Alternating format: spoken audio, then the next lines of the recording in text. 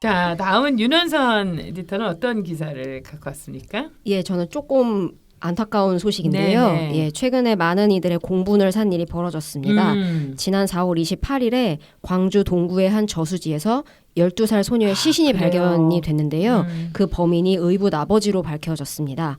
예, 사회팀의 김영화 기자가 시사인 이번호에서 이 의붓딸 살해 사건을 취재했습니다. 아, 정말 저 이 기사 보고 너무 가슴이 아파가지고 진짜 일어나서는 안 될 일이고 어떻게 이런 일이 일어날 수 있을까라는 생각을 했는데 먼저 사건 개요를 좀 간단하게 짚어볼까요? 예, 이번 사건의 피해자인 아영이는요, 이름은 가명이고요. 네네. 예, 아영이는 목포의 한 중학교 1학년에 재학 중이었습니다. 예, 수학여행을 앞두고 준비물을 사러 나간다고 하면서 오후 5시쯤에 집을 나선 뒤에 그대로 실종됐는데요. 다음날 오후 3시경에 광주 동구의 너리째 터널 인근 저수지에서 시신으로 발견이 됐습니다. 그 다음날 김아무개 씨가 자신이 아영이를 살해하고 시신을 유기했다 이렇게 자수를 했는데요. 네. 이 김아무개 씨가 아영이의 의붓 아버지입니다. 이 더 충격적인 것은요. 김아무개 씨가 살해하고 유기하는 데 필요한 물건들을 이제 철물점에서 구입하는 모습이 CCTV에 찍혔는데 거기에는 아영이의 친모인 유 씨가 동석한 것으로 확인이 됐습니다. 이게 정말 뭐라고 얘기할 수도 없고 이걸 어떻게 설명할 수도 없고 이해할 수도 없는데 이 아영이네 가족이 평소 문제가 있었던 건가요? 왜 이런 일이 있었죠? 예, 그렇다고 합니다. 김영화 기자가 이번 기사를 통해서 특별한 분을 만났는데요. 네. 2016년부터 2년간 아영이가 다녔던 광주의 한 초등학교에서 당시 교감으로 근무하던 정미숙 선생님을 만났어요. 예. 당시 상담교사가 학교에 따로 있지 않았기 때문에 이 정미숙 선생님이 아영이 상담을 맡았었다고 하는데요. 아영이뿐만 아니라 이 아영이의 의붓 아버지 그리고 친엄마와의 상담도 셀 수 없이 진행했었다고 합니다. 네. 이 아영이네 가족의 이야기를 간단하게 들려드리면요. 아영이가 초등학교 3학년이던 2015년에 아영이의 친엄마와 친아빠가 이혼을 했고요.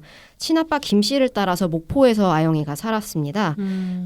근데 친엄마는 광주에 있었고요. 그래서 친엄마가 있는 광주와 그리고 친아빠와 함께 살고 있는 목포를 아이가 혼자서 버스를 타면서 는 생활을 했다고 해요. 참 안타까운데 그 목포하고 광주를 오가면서 지내던 와중에 친아빠로부터 구타를 당한 흔적이 발견이 됐어요. 네. 그래서 그때부터 친아빠로부터 이제 떨어져서 의붓 아빠 그리고 친엄마하고 광주에서 지내게 됐습니다. 아니 그러니까 그게 정말 나이가 13살, 14살 된 아이예요. 여자아이인데 그러니까요. 그 네. 누구보다도 보살핌을 받아야 될 그 시기에 가장 가까운 그리고 아이에게 가장 중요한 부모가 이런 일을 했다라는 게 정말 상상할 수도 없고 그래도 이 선생님이 계셨을 때만 해도 아이가 뭔가 도움을 뻗을 손길이라도 있었을 것 같은데 어떻게 이게 목포와 광주까지 오가면서 이렇게 살 수밖에 없었는지 참 답답하네요. 예, 이 진짜. 어린아이가 혼자서 버스 터미널에 가가지고 혼자 버스에 그러니까요. 올라타는 모습을 상상을 하면 저는 그게 진짜 너무 안타까운데 이게 그래서 이제 광주에서 친엄마와 의붓 아빠와 함께 지내게 됐는데 그렇게 되면서 가정 불화가 더 심해지게 됐다고 합니다. 그러니까 이때부터 이제 아영이의 심리 상태가 이제 더 불안해졌겠죠. 그래서 그때 아영이를 상담했던 정미숙 교감 선생님이 수차례 부모에게 아이가 정말 원하는 게 무엇인지를 봐달라 이렇게 설득을 했지만 개선이 전혀 안 됐다고 합니다. 심지어 이제 학교 측에서 모든 상담을 이제 전부 다 지원해주겠다고 네. 설득하고 약속까지 했지만 그 부모들이 모두 거절했다고 합니다. 근데 또 그렇다고 친아빠가 있는 목포라고 해서 아이에게 피난처가 되어줬는가 하면 또 그렇지도 않았다고 하고요. 그러니까 친아빠가 있는 목포 그리고 친엄마가 있는 광주 그 어떤 곳에서도 이제 아이는 환대를 받지 못했던 겁니다. 한 게 환대가 아니라 그 아이가 그 어린 아이 그 10몇 년을 사는 동안 어느 곳에서도 사랑을 받지 그러니까요. 못하고 돌봄을 받지 못했다는 게 전 사실 이 뉴스를 볼 때마다 지금도 이렇게 눈물이 쨍한데 아니 어떻게 부모가 이럴 수가 있는지 친아빠도 목포에서 잘 데리고 있으면 될 텐데 이혼이라는 건 누구나 할 수 있는 거거든요. 근데 아니 왜 이렇게 됐는지 왜 목포로 가게 됐는지 참 알 수가 없어요. 예.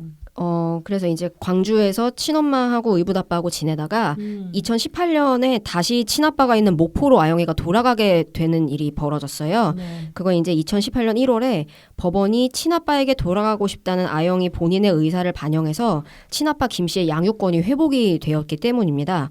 근데 이제 그나마 다행인 거는 아영이가 이제 목포로 다시 돌아가서 친아빠하고 살면서 심리적으로 안정을 많이 되찾았다고 해요. 그때부터는. 네. 그래서 이제 학교 생활도 잘 하고 친구들하고도 원만하게 잘 지내고 했다고 하는데요. 근데 이제 평화가 깨지고 만 것이 의붓 아빠가 아영이에게 지속적으로 음란 메시지를 보내고 있었다는 사실이 밝혀지면서 이게 평화가 깨지게 되었습니다. 심지어 이제 성폭행 시도도 있었다고 하고요. 네. 이 사실을 알게 된 의붓 언니가 아영이를 신고하라고 설득을 했대요. 그래서 신변보호 요청을 포함해서 경찰에다가 의붓 아빠를 이제 신고를 했는데요. 네. 그로부터 2주 후에 의붓 아빠로부터 이제 보복 살해를 당하게 된 겁니다. 네, 김영하 기자가 이번에 취재한 내용을 보면요, 그 의붓 언니와 아이가 나눈 카카오톡 같은 메시지가 메시지가 있어요. 그래서 나와요. 그걸 보면 그 어린 아이가 얼마나 고민 끝에 그런 이야기를 겨우 하게 됐고, 그런데 그 과정에서 또 의붓 아빠가 어떤 식으로 이 상황을 교란시켜서 이 아이가 신변보호 조치를 처리하게 만들었는지가 나와요. 그러니까 그것만 보더라도 이 친구가 얼마나 절벽 같은 곳에 있으면서 외롭게 고민하다가 겨우 용기 냈는데 그게 자기의 목숨까지 잃게 하는 아주 큰 칼이 되었다라는 상상도 할 수 없는 것들이 충분히 나와 있죠. 그게 진짜 애들만도 못한 어른이 그 언니는 그 동생을 위해서 어떻게 해서든지 그렇죠. 제대로 좀 돌보거나 너 의붓 살게 아버지가 하기 위해서. 얼마나 무서운 사람인지 네. 잘 알지 않느냐면서 꼭 신변보호 요청을 해야 한다고 언니가 거듭 설득을 하더라고요. 네. 아니 근데 진짜 정말 더 기가 막힌 건 신변보호 요청을 했는데 왜 아영이가 이게 보호를 받지 못한 건지 이게 이제 모든 분들이 제일 궁금해하고 화가 나는 거거든요. 예, 신변보호 요청을 한 거는 맞는데요. 네. 이 친아빠 김 씨가 직접 아이를 보호하겠다고 말하자 즉시 철회가 됐다고 합니다. 참 황당하죠. 그러니까 친권을 가진 사람이 내가 잘 보호하겠다 이렇게 말하면 그게 신변보호 요청이 바로 철회가 되는 것 같더라고요. 기사를 보니까. 근데 뿐만 아니라 아영이가 의붓 아빠를 경찰에 신고했다는 사실을 아영이가 다니던 학교에서도 전혀 알고 있지 못했대요. 그러니까 아영이가 의붓 아빠를 신고한 게 지금 아영이 본인에게 되게 위험한 상황일 수 있는데 그렇죠. 이렇게 위험에 처할 수 있는 상황이라는 걸 알려주는 어른이 주변에 아무도 없었던 거죠. 그러니까 그래서 이런 상황에 처했을 때 해당 아동에 대해서 임시보호 조치를 취할 수 없냐고 이제 기자가 관련 기관에다가 질문을 했는데요. 아동보호 전문기관 관계자는 이제 현장성과 즉시성이 있지 않으면 긴급 분리는 어렵다. 이런 답변을 내놨다고 합니다.